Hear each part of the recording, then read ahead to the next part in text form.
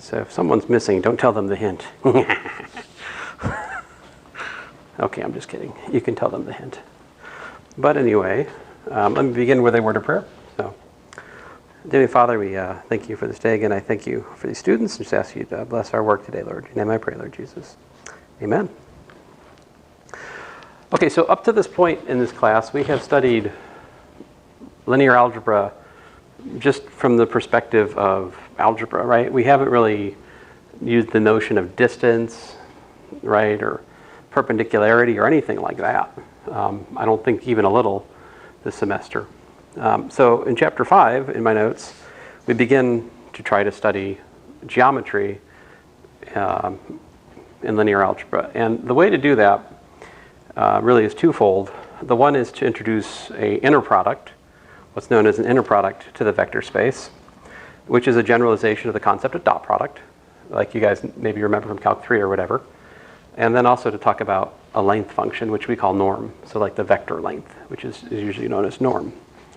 Now, in this chapter, we're only going to think about vector spaces which are either real or complex. And I'm going to probably give definitions as if it's complex, but then we'll have to understand, well, I'll talk about how the definition specializes in the case that the field is real. So here we go. So definition. Let V be vector space over F. F is equal to either R or C. All right. Then an inner product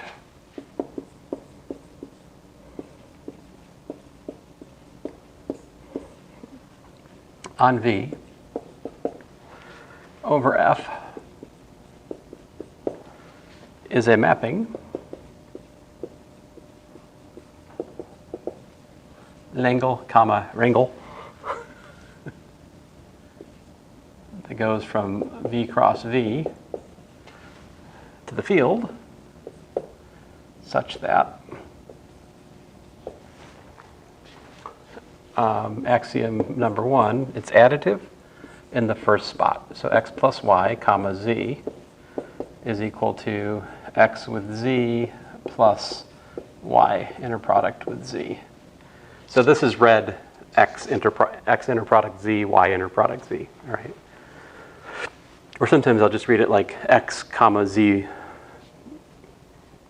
maybe with brackets, or I don't know what I say. You'll find out what I say when I say it. I don't even know. Number 2, but this is the inner product of x plus y with z. That much is true. The inner product of cx with y is equal to c times the inner product of x and y. Number 3,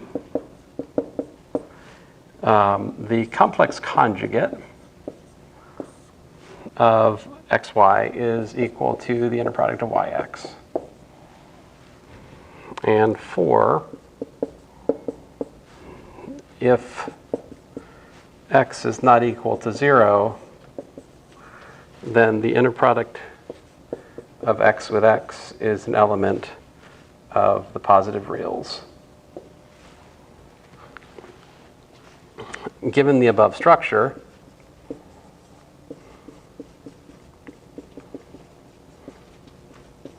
we say V paired with the inner product forms an inner product space.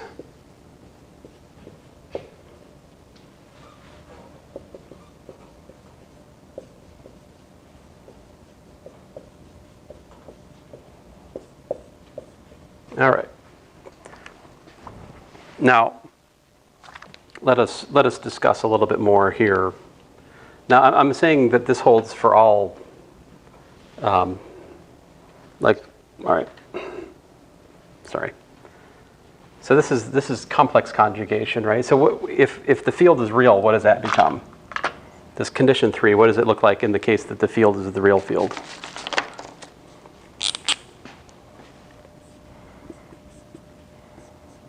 If f is equal to r, then item 3 just becomes that the inner product of x and y is equal to the inner product of y and x, which we would refer to as symmetry. Right?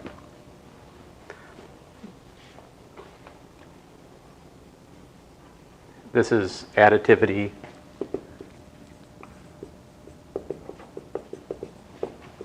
In first slot. Right? Like 1 and 2 collectively give you linearity of the first slot, right?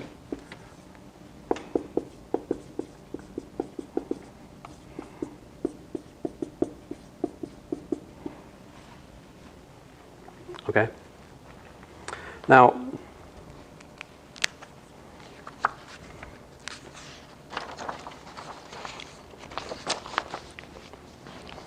at this point, I need to stop and make sure we have some definitions pinned down, complex stuff, right? So like, if A is a complex m by n matrix,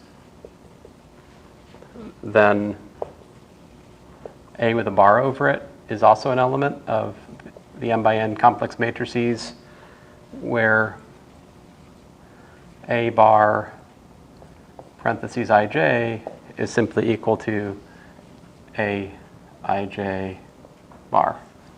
So in other words, the complex conjugate of a matrix is the complex, like the component-wise complex conjugate.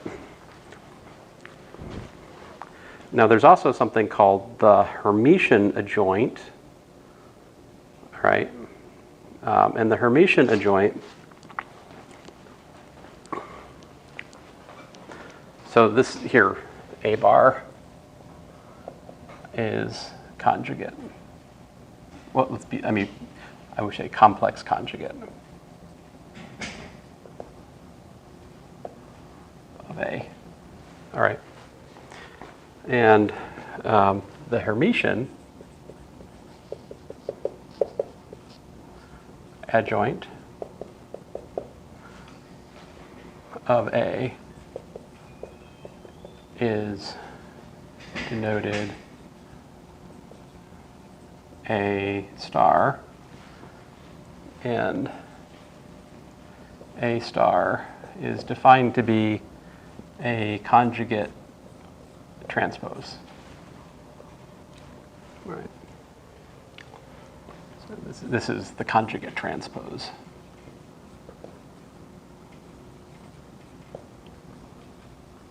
Is another way you could say it.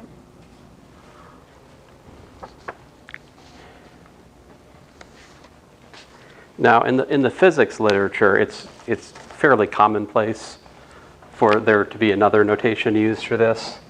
Like in physics, you might see A star. Instead, they'll write like a dagger. Like a dagger. Not a T, but you can imagine that being a dagger. I can't draw it as a dagger very well, but it is. So this is the, and like a Hermitian matrix, if A is equal to a dagger, then A is Hermitian.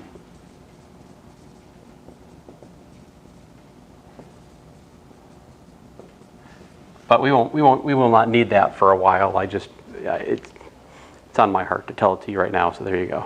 All right. All right, so let me give you a quick list of examples of inner product spaces, all right? We're going to need the conjugate transpose for some of these examples. So here's some examples. Number 1, V equals to Rn with the inner product of x and y simply equal to x dot y, right? Or if you like, x transpose times y, right? That's a formula for the dot product, and you can easily verify that the dot product is an inner product, all right? Number 2, V equal to Rm by n with the inner product of A with B equal to simply the sum I equals 1 to m, sum j equals 1 to n of Aij, Bij. So it's kind of dumb. You just basically, you know, take your matrices and just string them out as a giant mn vector and take the dot product of those mn vectors. So it's kind of like, oh, well, that's kind of dumb, but there it is. What's interesting is that there's a formula for this, which is this is the trace of AB transpose.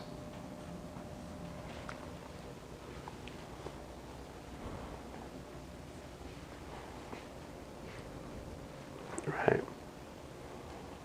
Let me work that out because I don't think it's at all obvious. Maybe it's not obvious to you why that's true, right? So the trace of AB transpose would be the sum. Let's see here. A is what? M by n times an n by n, right? So the trace is over an m by m matrix. So I say I equals 1 to m of A, B transpose II, right? But then that's the sum, I equals 1 to m, of the sum J equals 1 to n of A, Ij, B transpose Ji.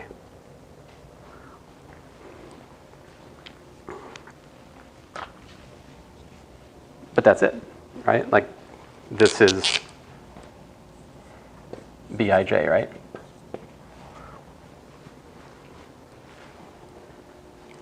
So like obviously if you're going to prove properties of this inner product of matrices, you prefer the trace formula, right? Because then you can use, you know, properties of the trace. For example, if I wanted to check symmetry, how about this? Like AB is the trace of AB transpose, right? Which, by the way, is the trace of AB transpose transpose, because the trace is invariant under transpose. So that's the trace of B transpose transpose, A transpose Spy Sock Shoes, which is the trace of B A transpose, which is, oh, that's BA. So there you go, symmetry. Now, okay, fine, it's kind of dumb in any notation. Like symmetry is also really easy to prove here with this formula. Fair enough, you got me, right? Like you could, I don't know. But anyway, so that's example 2. You can check that this, in fact, satisfies the axioms. 3,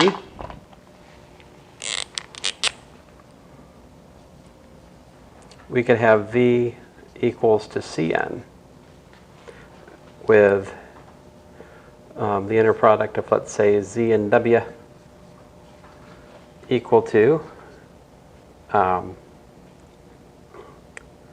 think it's Z transpose W bar.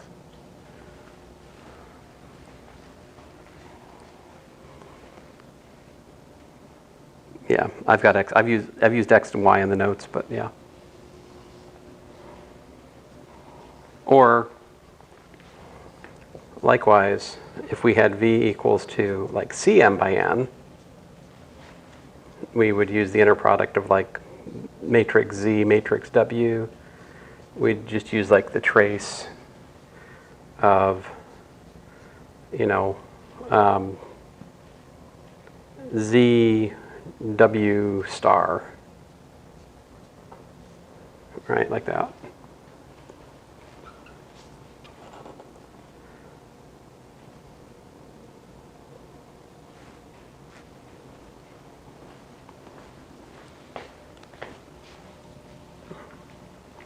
For example, if I was calculating like the inner product of, you know, 1 comma I plus 2 with, you know, 2 plus I, comma 3 plus 4i, just to make things horrible, how do we do that?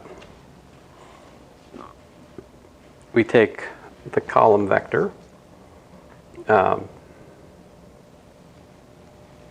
wait a minute. Yes, okay, so my Z, this is my Z, this is my W. And so I do row vector, 1 comma I plus 2. Let me do 2 plus I. It just feels right to do that. And then I take my W and I complex conjugate it, right? So that's 2 minus I and 3 minus 4I. And I multiply those. That gives me 2 minus I plus 2 plus I times 3 minus 4I. And yeah. So we could work that out, but that's kind of not the point here. The point is the inner product of two complex 2 vectors is going to be a complex number. All right. Now, what might be perhaps interesting to continue my example here, what happens if we just say, take W with W? What would happen then if I take the inner product of W with W?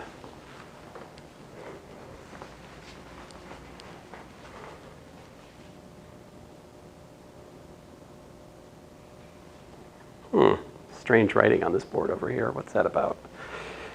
Anyway.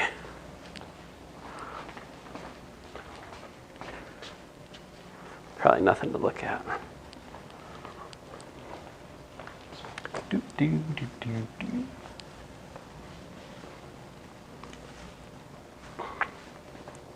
So if we look at the inner product, now if this works, this is supposed to be what? According to axiom 4, this has to be a positive real number, right? Has to be a positive real number. So for my particular example right here, I've got, I can't even read. Sad. 2 plus I, 3 plus 4I, right? And then I'm supposed to multiply that by the vector conjugated, which is 2 minus I, 3 minus 4I, which of course is 2 plus I times 2 minus I, plus 3 plus 4I times 3 minus 4I, which by the way is 5 plus 25, which is 30, which is indeed an element of 0 to infinity as claimed, right?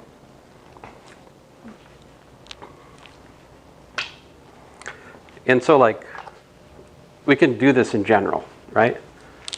If I have, say, x plus I y with x plus I y, then that's equal to x plus I y transpose times x minus I y. Here, I'm saying z is equal to x plus I y is an element of Cn where the real part of z is x and the imaginary part of z is y, right? So what I want to show you is that if we look at the inner product of z with z, it works, right? Like, this is x transpose x.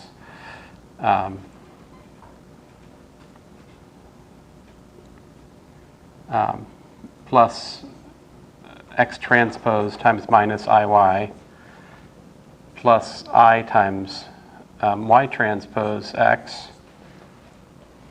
plus I squared, which is 1, so y transpose y. But that's exactly x dot x plus y dot y. Because the middle piece, notice what it is. It might not look to you like it might not look to you like this cancels out directly, but notice what this is minus I times x transpose y plus I times y transpose x. If I write this in dot product notation, it becomes much more in your face. This is x dot y plus I times y dot x. But what do we know about the dot product? It's commutative, right? So those terms be canceling, and it just leaves you this and that, which is exactly that. Which is explicitly like x1 squared plus x2 squared plus xn squared plus y1 squared plus y2 squared, right? And that's definitely greater than 0 if z is equal to x plus iy is not equal to 0, right? Because if z equals to x plus iy is not equal to 0, it must be that there's at least one component in it which is non-zero. Hence, there's a square here which is non-zero, which shows you that the inner product of z with z is, well, in fact, positive, as it should be. All right.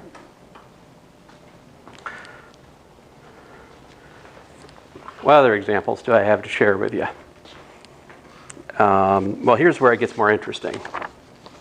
Here's our first. So up to now, these have all been finite dimensional examples. But example 5, I look at C01. This is continuous functions from 0, 1 to the reals. All right? And you can prove that the inner product of f and g equal to the integral from 0 to 1 of f of t, g of t, dt. That is a inner product.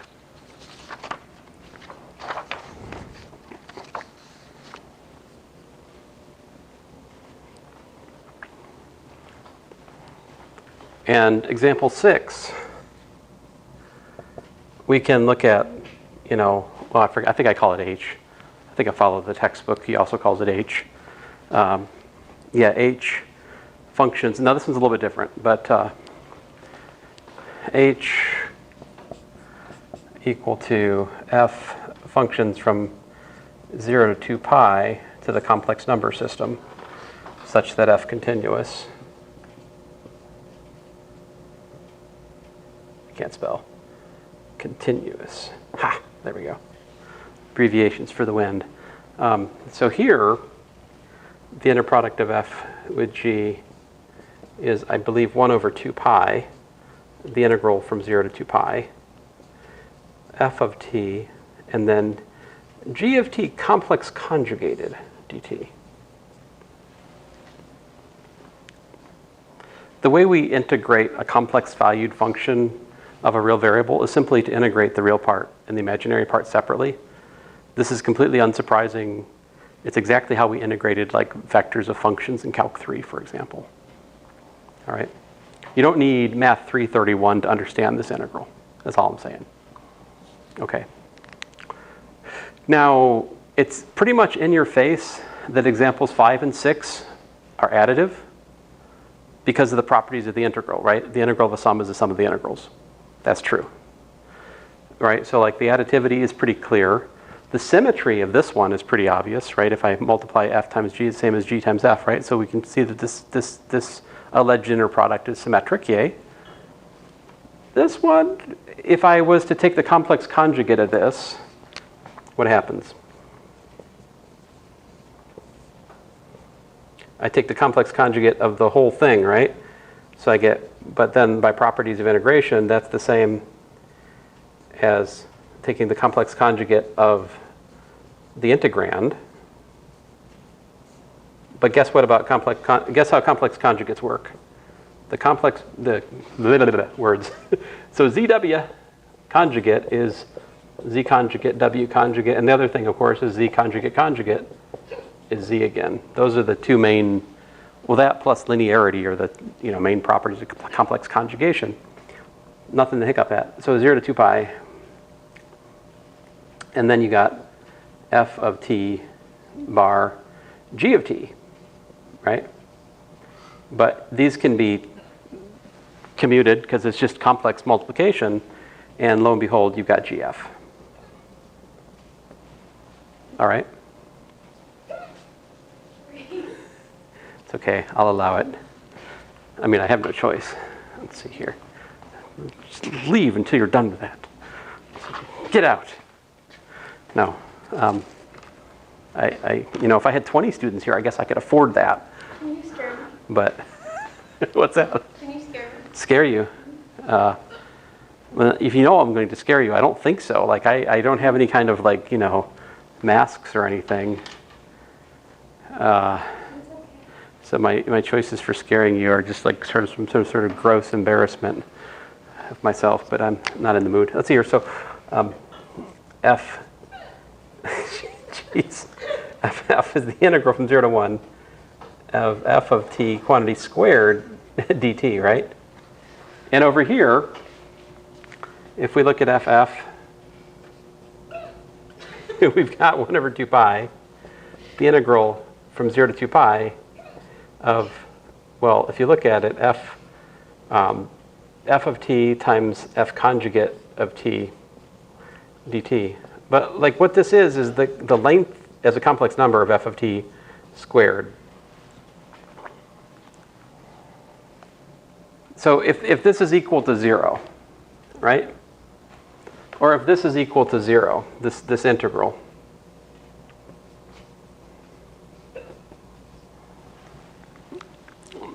let me ask you a question. These are continuous functions. Could we have f non-zero and yet have inner product f and f 0 here in these examples?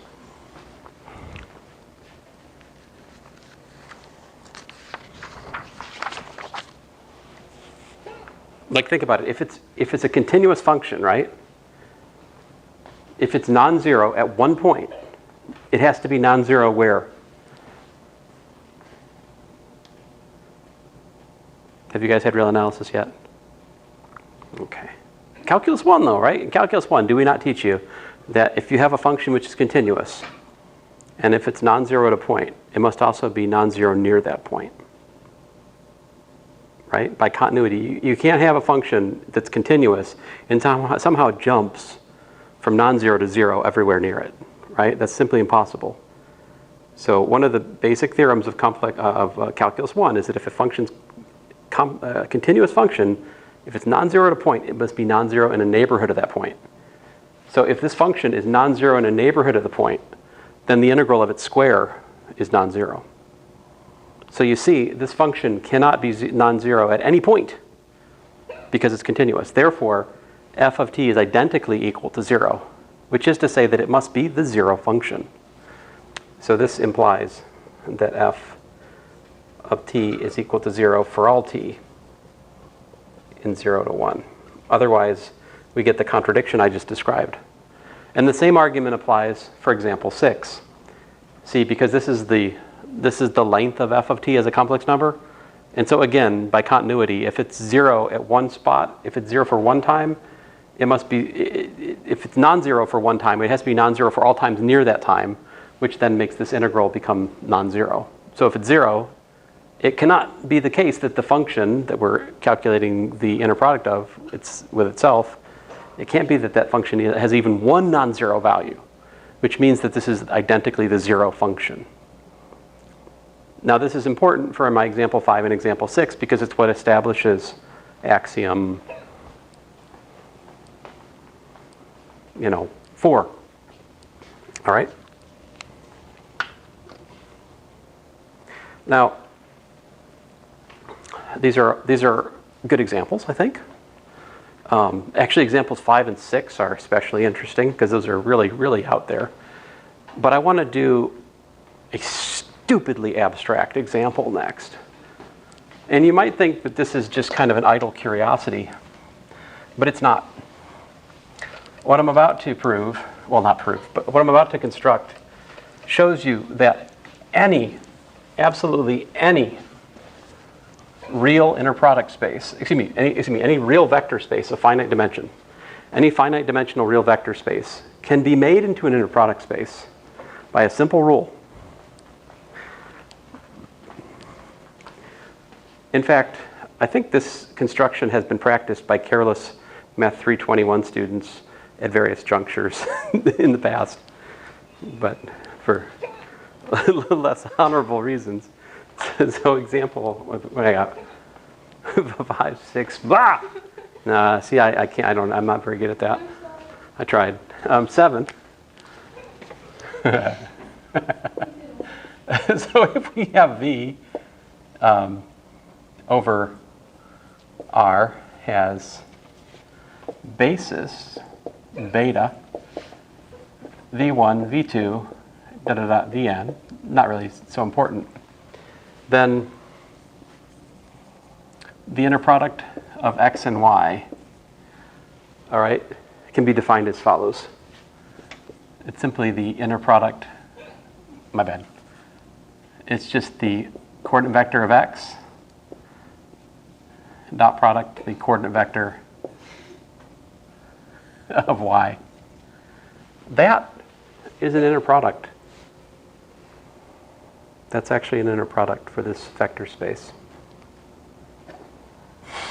So that means any finite dimensional real vector space can be given the structure of a real inner product simply by saying the inner product is defined by the dot product on the coordinates. 8, if you have v over c with basis beta,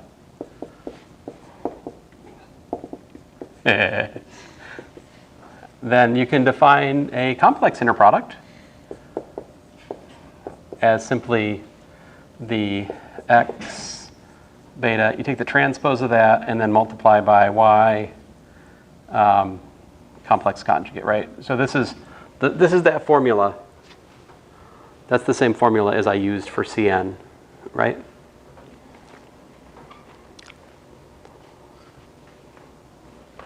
And so any complex vector space can also be made into a complex inner product space by this rule. Now, you might notice something here, right? Which is that, well, how many different choices of base are there?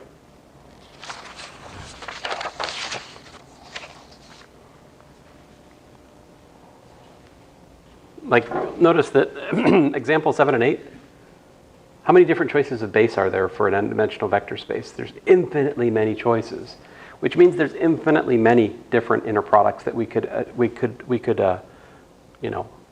define on a given vector space, right?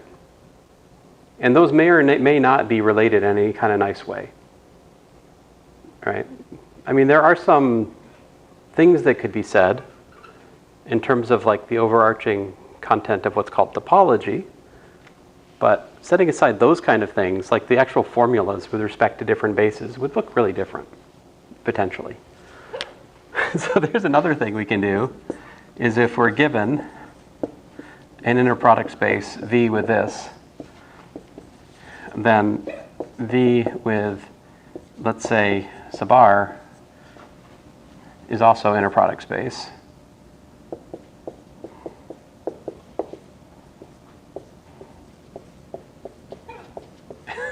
where we can define the x comma y sub r as follows. We simply do r squared times xy. In other words, you can rescale. You can rescale the inner product by simply multiplying it by a non-zero positive number. That's still going to be a inner product, yeah? Oh? Okay, so 10, last but not least, if we're given V over C, then V is also vector space over R, right? Any complex vector space can be viewed as a real vector space of double dimension. Yeah? And you can define the real inner product as simply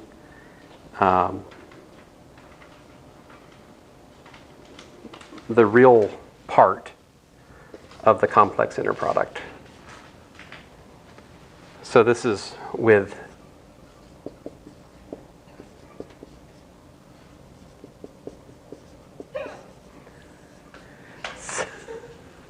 so we're given a complex inner product we can take the real part of that, and that will define a real inner product.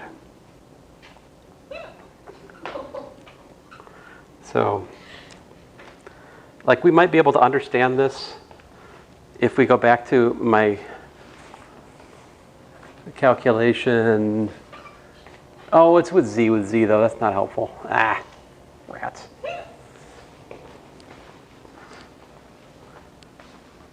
Well, anyway, let me not belabor 10. That's not really that interesting. If you want to talk to me about that in office hours, like get into more details, we can do that. But what I want to do now is turn to proving what other things are true for inner product spaces, all right? Because these examples, I mean, are important, of course, because we'd like to have examples of inner products, but we'd also like to know what we can say generally about any inner product space. So the results I'm about to prove for you, they hold for all of the examples, all right? So this proposition 5.13.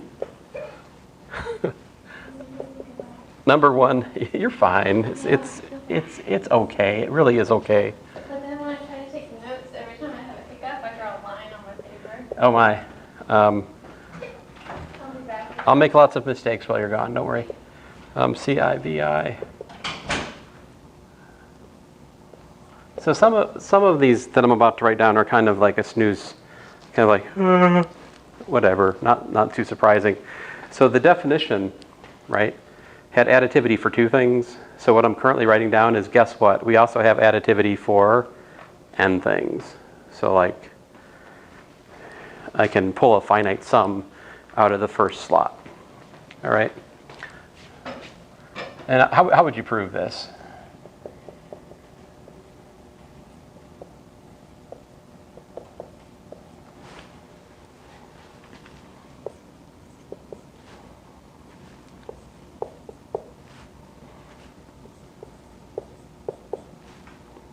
So the way you'd prove the item one would just be like induction. All right. So this is for all C in the complexes and X and Y in V. 3, the inner product of X with Y plus Z is the inner product of X with Y plus the inner product of X with Z for all X, Y, and Z in V. 4, if we have X with the sum I equals 1 to n of Ci, Vi, like that, then we can pull the sum out.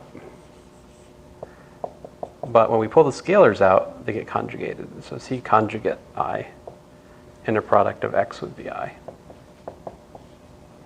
So this complex conjugation of the second slot is going to be important for us to, grapple with as we go on. We're going to have to keep an eye on this for complex examples because it's just we have to deal with. Now, of course, in the context of reals, it's a little bit easier because we don't have the complex conjugate. It's like number 5, if we have the inner product of X with 0, it's the same as the inner product of 0 with X, and guess what? It gives you 0 for all X in V.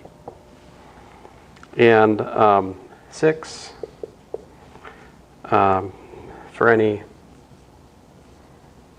X in V,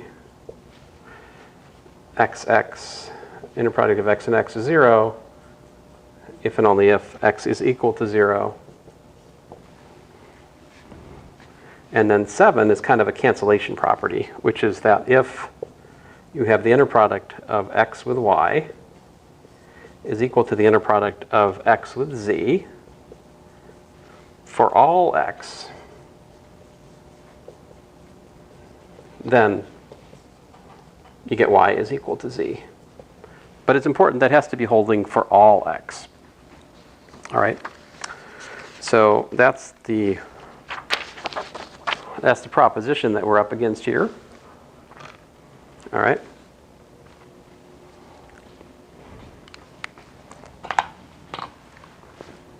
So let's I think so the proof 1 is by induction. Let's look at 2. If we have the inner product of x with cy, right? We know that the complex conjugate of this, right, is equal to cy with x, right, by axiom. Oh, I've erased them. I should like force myself not to erase the axioms. Oh well. But by one of the axioms. Maybe it's 2. I think it's 2. By axiom 2. Now, but by axiom, no, as axiom 3. This was axiom 3. By axiom 2, I can pull C out, right? Because it's in the first slot. It's in the first slot. Do you guys follow me so far? So the complex conjugate of that is equal to that. Then by, so this is like, I think that's by 3. And this is by 2. If I remember them right. Yeah? Then what do you think I should do? Any guys got ideas?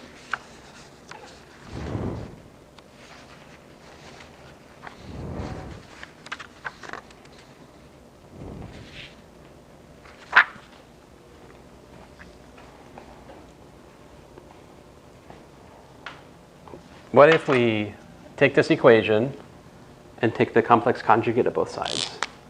So we have like xcy, complex conjugate, right, is equal to c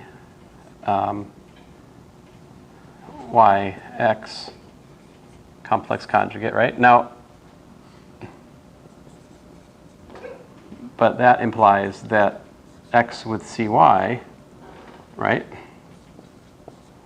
is the complex conjugate of c times the complex conjugate of yx.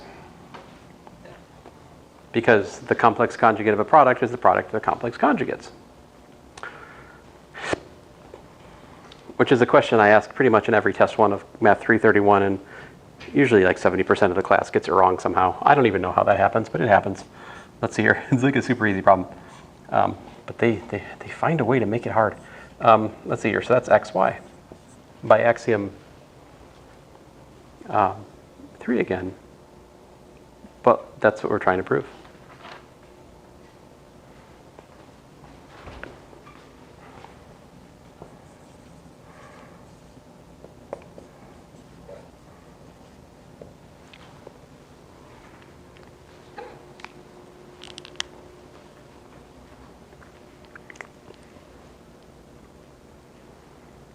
Does that make sense? Okay. So if you look then, the proof of 4, again, is by induction. All right? Like there's an inductive proof that gets us from 2 things to n things. And there's something going on here, though. You notice that 2 and 3, what is 2 and, like, it's actually more important than the proof I'm talking about in a moment. What does 2 and 3 say about the complex inner product? It's not linear in the second slot. It's kind of half linear. See that? It's got the additivity, but it doesn't have the homogeneity, right? I can't pull the C out. C pulls out to a C bar, right? So it's not quite linear in the second slot. So for this reason, people will say that if the complex inner product is sesquilinear, which is a fancy way of saying 1.5 times linear. Stupid joke, but there it is. All right, so let's look at 5. Can you guys tell me how to prove 5?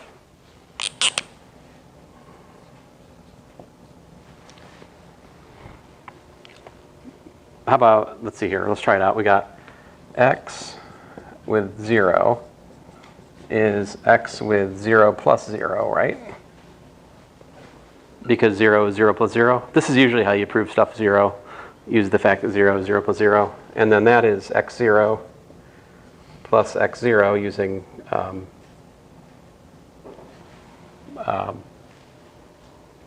oh, wait a minute. I didn't prove 3 yet, did I? Oopsie. I guess I better do that, huh? Well, anyway, if we had 3, right? Then we'd have that the inner product of x with 0, of course, is 0, right? And once you know that, it's easy to get the other by symmetry or by conjugation, right? Because then 0x conjugate 0x is equal to 0x conjugate conjugate, which, by the way, is x0 conjugate, which, by the way, by the previous thing we just did, is 0 conjugate, which is 0. Yay. So there's 5. Let's do the harder part, which is 3. That's probably where I'll have to stop for today. Let's see if we can prove 3.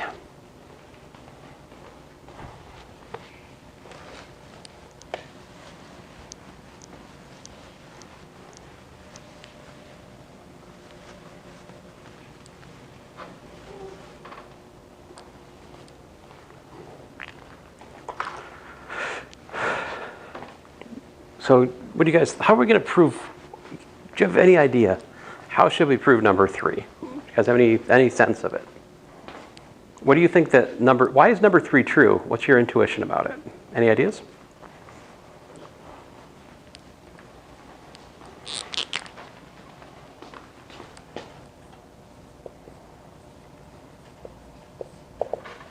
We're trying to show that, x with y plus z is equal to x with y plus x with z, right?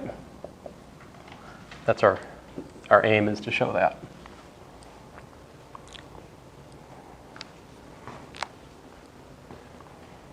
So you guys have any ideas? Like, I mean, why do you think this is true?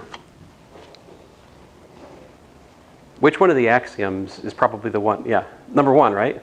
It's got to be axiom number 1. How can we use axiom 1 on this? How about we use the trick I just used there, conjugate conjugate, right?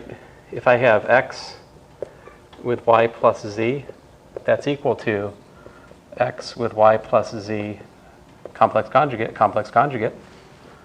right? Because the complex conjugate of the complex conjugate is the thing again. It's an identity of the conjugate. And then that is y plus z with x complex conjugate, right? This is by axiom 3, I think, right? Yeah. But then by axiom 1, this is yx plus zx. Don't forget the complex conjugate overall.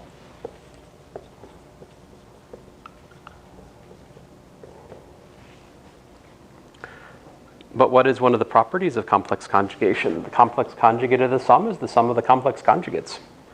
So yeah, it seems like if we want to work with complex numbers, we need to know the properties of complex conjugation, right?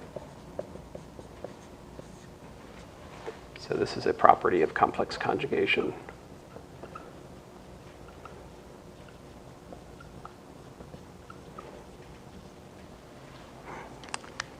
And then what's the finishing blow here?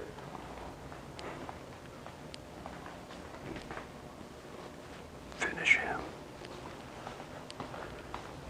Sorry, so violent.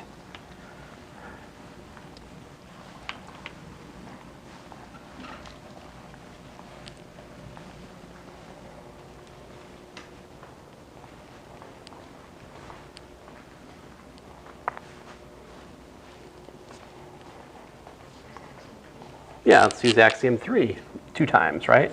So this is xy plus xz, and there you go. That establishes, that's exactly what we were trying to prove for 3. Make sense? So the part I haven't done is just induction, right? And like, there's not much, I mean, like number 7,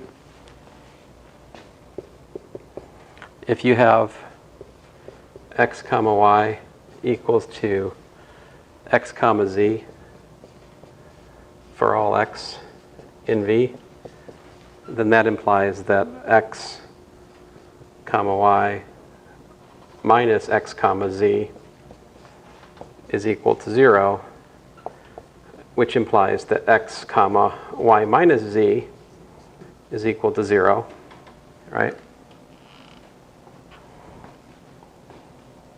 For all x in V.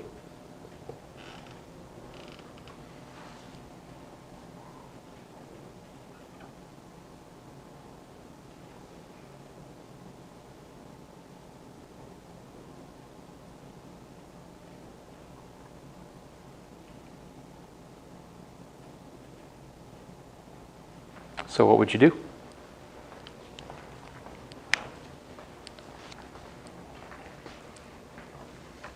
No, I mean, I was supposed to be done already. I'm going to stop. But